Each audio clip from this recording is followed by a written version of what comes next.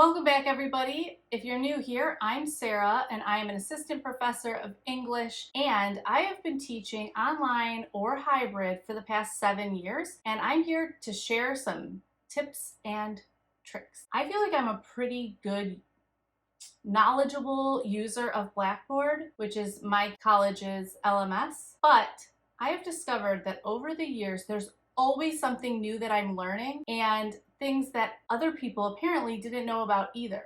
And I even found out some new stuff just this week. So I'm going to run through 10 hacks that I think you can use in Blackboard to make the learning experience and the teaching experience better for you and more student-centered for the students. So let's get going. Grab your notebook because you're going to want to take notes.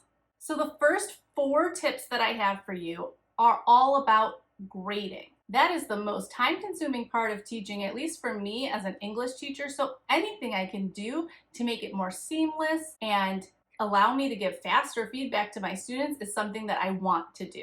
Tip number 1, you can color code the columns in the grade center. This is one of the ones I just found out about. If you go to manage when you're in the grade center, you'll see that it does say color. So you can set all sorts of parameters, but you can have columns show up as green, orange, red, whatever floats your boat to represent different levels of achievement. And that can give you a quick visual of how your class is doing at any time or on a particular type of assignment. I'm setting this up for this semester's class as soon as possible. When you are in grading mode, if you click the little button to give you the full text editor where you can make things bold and italic, etc., you can also leave verbal or video feedback to your students, and it will be connected right to their gradebook where they can listen to it or watch it. I think online, it's really important that they feel that personalized connection from you, and there's no better way to do it than your voice. I've had students tell me that when they read my comments, in their head, they're reading them like I'm angry and they give me an aggressive tone. But when they hear me give feedback, they can tell that I'm just trying to be helpful and informative. This is especially important in your asynchronous classes where you don't really have contact with your students the same way you do in face-to-face or synchronous classes. Number 3, rubrics. This can speed up grading of just about anything. You can set up your rubrics to be points-based, or you can set them up to be percentage-based, and you can use them over and over again. So if you have a type of assignment that repeats throughout the semester, you can use the same rubric for it, or if you have the same assignment in different classes, you can copy the rubrics to other course sites as well. These are great, and I also think that they help students have a firmer understanding of what they did well and what they needed to work on. And it's another way to give more detailed feedback. And it saves you time, so what's not to like? And lastly, in my grading category, number 4 is custom. So you can actually set it up under your toolbar for a grade center to have different sets of grades that you want to look at or assignments that you want to look at once. So for me, it's naturally set up at my campus to show all the assignments and only things that are using the assignment tool or everything that's using the test tool. I never realized I could adjust that, and I could say that I want to see everything that I have labeled as something else. I didn't know that you could also do it by group. So if you have multiple courses all in the same site, you could put them all in their own groups, and then you could look at it group by group. That has always been my biggest problem with putting multiple sections in one course site, is that when I went to like enter final grades and things, all of their names were jumbled together and it was harder to figure out.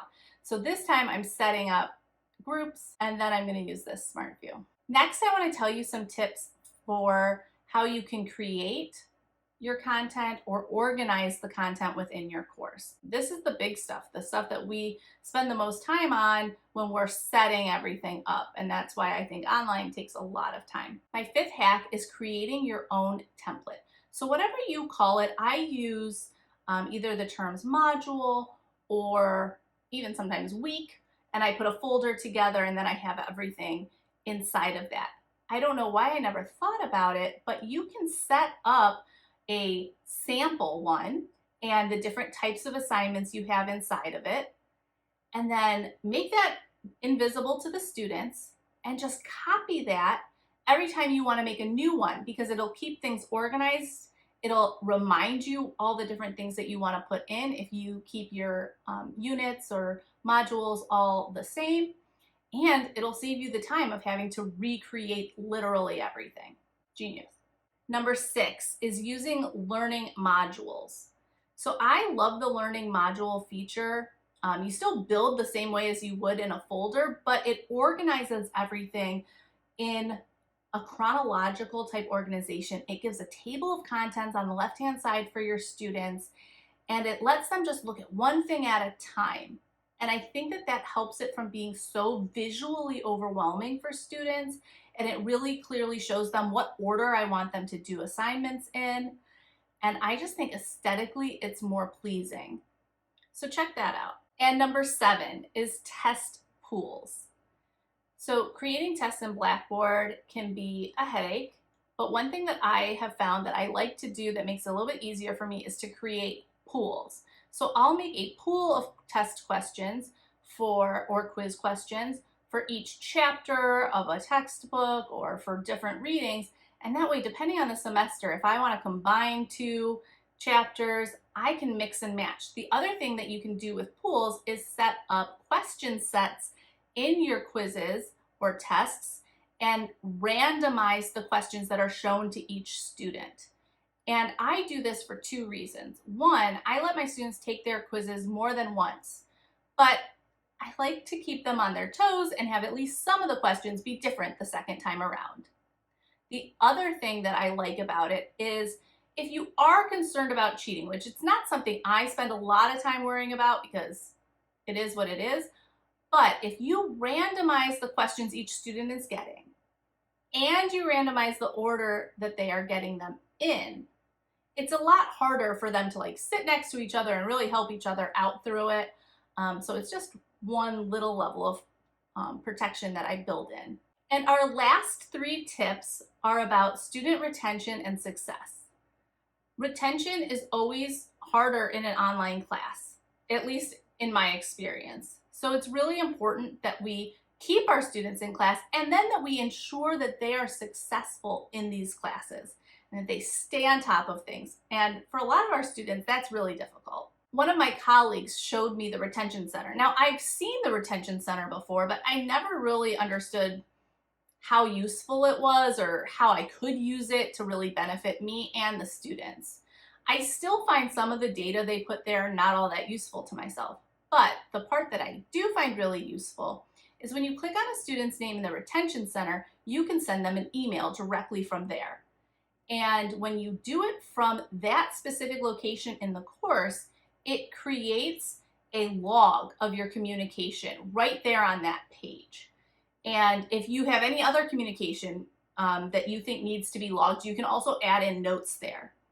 I really like this, especially if I'm having to have any communication that is, I don't want to say negative, but if I'm telling a student that I've noticed they're struggling or that I'm worried about their status in the class, I like to have that record because on occasion we have students who have a grade dispute or want to argue about why they got the grade they did or got dropped. And by having that record, it just keeps it all nice and organized for me so I can pull it up and talk through it with the student, or if it gets to that level, show it to a grade dispute committee.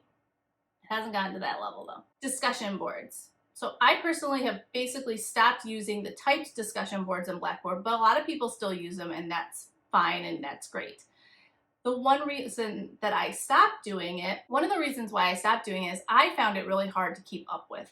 And I don't like having that discussion board that's for questions about the class, even though I think it is useful, but I would forget to check it and then I wouldn't answer the questions and then it isn't as useful to students.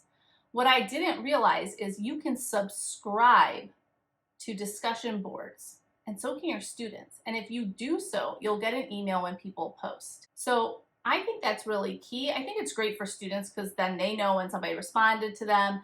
And if there's a thread that you really want to pay attention to, you could subscribe just to that one. But it allows a little bit more control. And for people like me who have ADHD or numerous other issues with like kind of keeping track of all the moving parts that are going on in life, something like this can be really beneficial. And it's just the click of a button. And number 10.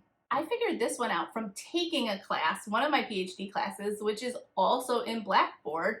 And I was like, this is genius. I'm stealing it. So what the teacher did, what the professor did was in their first announcement for the class on the announcements page, it had, welcome to class, here's what you need to do. And then here's your first assignment. And she did a course link to that assignment. It took me right where I needed to go. So you could do it to the folder or to the actual assignment. But it really helps, like when students are starting out. I've been seeing a lot of questions online like, what do I do? I don't know where to go. How do I find this? And this is one way to get them directly there. You could take them directly to the syllabus, for instance, which in most cases is what you want them to look at first.